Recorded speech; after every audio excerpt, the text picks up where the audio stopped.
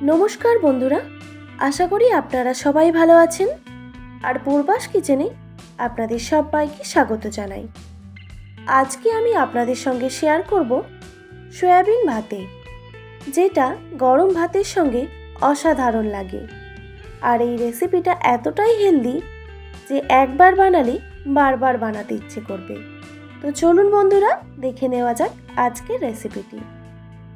Soybean ভাতে বানানোর জন্য আমি সয়াবিন নিয়েছি, আর সয়াবিনগুলো একটু বড় সাইজের নিয়েছি।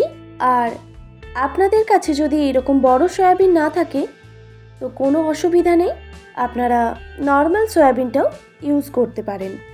এরপর সয়াবিনগুলো সেদ্ধ করে নিতে হবে, সেই জন্য কড়াইতে আমি আগে থেকেই জল গরম বসিয়ে দিয়েছিলাম। এরপর দিয়ে দিলাম স্বাদ মতো নুন আর সামান্য পরিমাণে হলুদের গুঁড়ো। নুন হলুদ দিয়ে প্রায় 1 মিনিটের মতো সেদ্ধ করে নিলেই হবে। সয়াবিনগুলো সেদ্ধ হয়ে গেছে। এবার আমি গ্যাসের ফ্লেমটা অফ করে সয়াবিনগুলো জল ঝরিয়ে তুলে নিচ্ছি।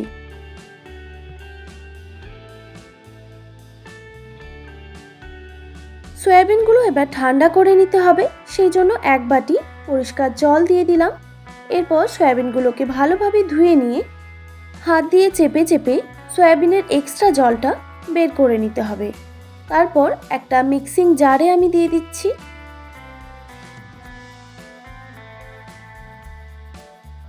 এবার এটাকে একটু ঘুরিয়ে নেব। দেখুন বাটা হয়ে গেছে, মানে খুব বেশি বাটাও না, এইভাবে একটু দানাদার থাকবে, এই রকমভাবে বেটে নিলেই হবে। তারপর সয়াবিনের পেস্টটা আমি একটা মিক্সিং বোলে নিয়ে নিলাম। এরপর দিয়ে দিলাম স্বাদ মতো নুন, সামান্য পরিমাণে কাশ্মীরি লঙ্কার গুঁড়ো, পেঁয়াজ কুচি, কাঁচা লঙ্কা কুচি আর সামান্য পরিমাণে সর্ষের তেল। ব্যাস, এই সামান্য উপকরণ দিয়েই আজকে আমি রেসিপিটা বানাবো। এরপর ভালো করে সব উপকরণগুলো মিক্স করে নিতে হবে। তো আপনারা যদি পেঁয়াজ কুচি ব্যবহার না করতে চান সেক্ষেত্রে এটা স্কিপও করে দিতে পারেন। তারপর লাগছে চাল কুমড়োর পাতা। আমি পাতাগুলোকে পরিষ্কার করে ধুয়ে নিয়েছি। এরপর পাতাগুলোকে এইভাবে বিছিয়ে নিতে হবে। আমি যেহেতু খুবই কম পরিমাণে সয়াবিন ভাতে বানাচ্ছি, সেই জন্য আমার 4 পিস চাল কুমড়োর পাতা লেগেছে। আপনারা যদি এর থেকে বেশি পরিমাণে বানাতে চান সেক্ষেত্রে পাতার পরিমাণটাও বাড়িয়ে নেবেন। এরপর সয়াবিনের মিশ্রণটা আমি পাতার মধ্যে দিয়ে এইভাবে একটু স্প্রেড করে দিলাম। তারপর পাতাগুলোকে ভালোভাবে মুড়ে দিতে হবে, যেন ভেতর থেকে সয়াবিনটা না বেরিয়ে আসে। মুড়ে নেওয়ার পর একটা সুতোতে করে বেঁধে নিতে হবে।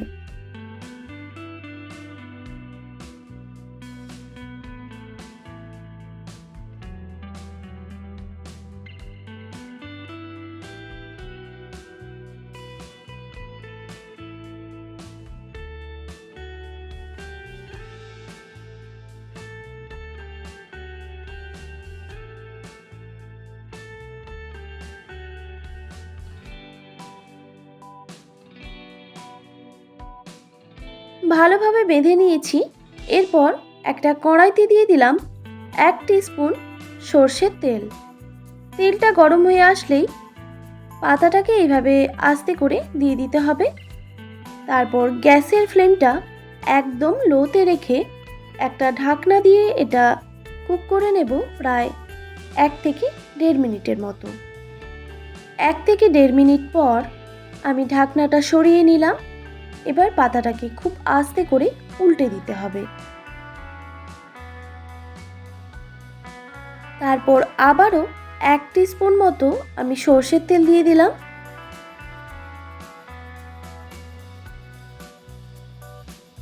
তারপর ঢাকনা দিয়ে ঢেকে দিলাম 1 থেকে 1.5 মিনিটের জন্য। 1 থেকে 1.5 মিনিট পর আমি ঢাকনাটা সরিয়ে নিলাম। তো পাতাটা দুই সাইড থেকেই ভাজা হয়ে গেছে একদম পারফেক্টভাবে। এবার আমি গ্যাসের ফ্লেমটা অফ করে এটাকে তুলে নিচ্ছি।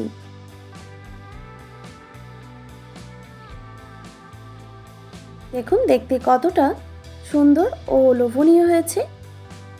এবার সুতোটা খুলে নিতে হবে।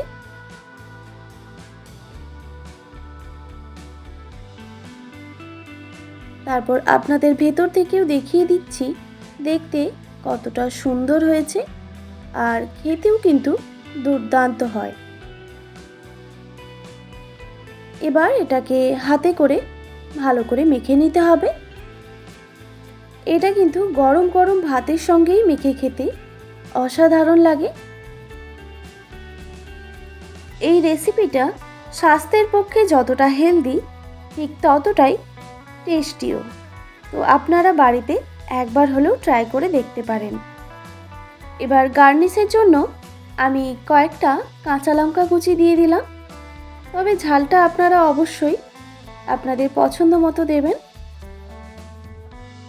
এরপর 1 টেবিল চামচের মতো আমি ওপর থেকে কাঁচা সর্ষের তেল ছড়িয়ে দিলাম। এবার এটা গরম গরম ভাতের সঙ্গে পরিবেশন করুন। আশা করি আজকের রেসিপি আপনাদের ভালো লেগেছে, আর ভালো লেগে থাকলে অবশ্যই একটি like, comment, share and subscribe করে দেবেন, আর পাশে থাকা বেল আইকনটিও প্রেস করে দেবেন। তাহলে নিত্য নতুন রান্নার ভিডিওগুলি আপনাদের কাছে পৌঁছবে। ভালো থাকবেন, সুস্থ থাকবেন। দেখা হচ্ছে নতুন কোনো রেসিপি নিয়ে। আর এতক্ষণ আমার সঙ্গে থাকার জন্য আপনাদের সবাইকে অনেক ধন্যবাদ।